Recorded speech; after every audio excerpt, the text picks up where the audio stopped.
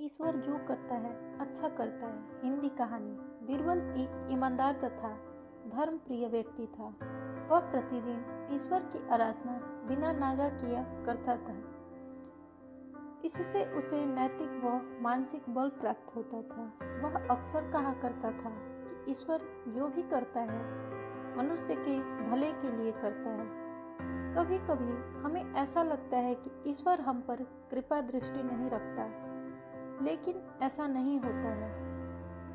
कभी कभी तो उसके वरदान को भी लोग शाप समझने की भूल कर बैठते हैं। वह हमको थोड़ी पीड़ा इसलिए देता है ताकि बड़ी पीड़ा से हम बच सकें। एक दरबारी को बीरबल की ऐसी बातें पसंद न आती थी। एक दिन वही दरबारी दरबार में बीरबल को संबोधित करता हुआ बोला, देखो, ईश्वर ने मेरे साथ क्या किया। कल शाम को जब मैं जानवरों के लिए चारा काट रहा था तो अचानक मेरी छोटी उंगली कट गई। क्या अब भी तुम यही कहोगे कि ईश्वर ने मेरे लिए यह अच्छा किया है? कुछ देर चुप रहने के बाद बोला, बीरबल, मेरा अब भी यही विश्वास है, क्योंकि ईश्वर जो भी करता है मनुष्य की भले के लिए करता है। यह सुनकर वह दरबारी नाराज हो गया कि मेरी तो उंगली कट गई और बीरबल को इसमें भी अच्छाई नजर आ रही है। मेरी पीड़ा तो जैसे कुछ भी नहीं। कुछ अन्य दरबारियों ने भी उसके सुर में सुर मिलाया। तभी बीच में हस्तक्षेप करते हुए बादशाह अकबर बोले, बीरबल, हम भी अल्लाह पर भरोसा रखते हैं, लेकिन यहाँ तुम्हारी बात से सहमत नहीं है। इस दरबारी के मामले में ऐसी कोई बात नहीं दिखाई देती जिसके लिए उसकी तारीफ की जाए। बीरबल मुस्कुराता हुआ बोला, ठीक है जहाँपनाह, अब तो समय ही बताएगा। 3 माह बीत चुके थे। वह दरबारी जिसकी उंगली कट गई थी घने जंगल में शिकार खेलने निकला हुआ था। एक हिरण का पीछा करते वह भटक कर आदिवासियों के हाथ में जा पड़ा।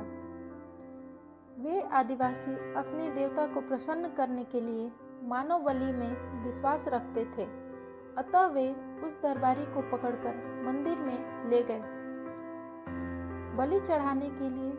लेकिन जब पुजारी ने उसके शरीर का निरीक्षण किया तो हाथ की एक उंगली कम पाई। नहीं, इस आदमी की बलि नहीं दी जा सकती। मंदिर का पुजारी बोला, यदि 9 उंगलियों वाले इस आदमी को बलि चढ़ा दिया गया तो हमारे देवता प्रसन्न होने के बजाय क्रोधित हो जाएंगे। अधूरी बलि उन्हें पसंद नहीं। हमें महामारियों, बाढ़ या सूखे का प्रकोप झेलना पड़ सकता है, इसलिए इसे छोड़ देना ही ठीक होगा। और उस दरबारी को मुक्त कर दिया गया। अगले दिन वह दरबारी दरबार में बीरबल के पास आकर रोने लगा। तभी बादशाह भी दरबार में आ पहुंचे और उस दरबारी को बीरबल के सामने रोता देखकर हैरान रह गए। तुम्हें क्या हुआ? रो क्यों रहे हो? अकबर ने सवाल किया। जवाब में उस दरबारी ने अपनी आप बीती विस्तार से कह सुनाई।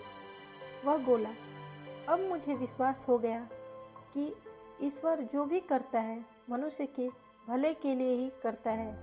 यदि मेरी उंगली न कटी होती तो निश्चित ही आदिवासी मेरी बलि चढ़ा देते। इसलिए मैं रो रहा हूँ, लेकिन ये खुशी के आंसू हैं। मैं खुश हूँ क्योंकि मैं जिंदा हूँ। बीरबल के ईश्वर पर विश्वास को संदेह की दृष्टि से देखना मेरी भूल थी।